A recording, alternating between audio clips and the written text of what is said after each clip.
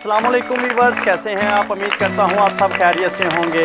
जी सामने दो बच्चे खड़े हैं, इनके आंखों पे पट्टी बांधी हुई है, तो इन्होंने अपनी पूंछ से देखते हैं सबसे पहले कौन सा बच्चा ये मोमबत्ती को, कैंडल को बुझाता है। तो शुरू करते हैं गेम को।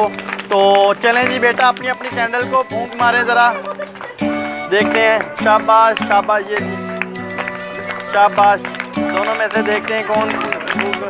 शाबाश, चलें जी, शाबाश, फर्स्ट नंबर पे इनके आए हैं जी।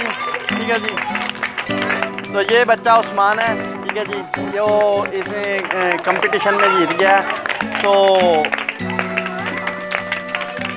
इसके लिए ज़रा ज़ोरदार क्लैपिंग। ठीक है ना जी, ये हमारी ऑडियंस क्लैप के लिए। तो ये देख सकते हैं। तो ये छोटी सी गेम थी। इस वीडियो को लाइक करें, शेयर करें, सब्सक्राइब करें और साथ ही लगे बेल आइकन के बटन को लाजमी प्रेस करें ताकि हमारी हर नई आने वाली वीडियो आप तक पहुंच सके। पाकिस्तान।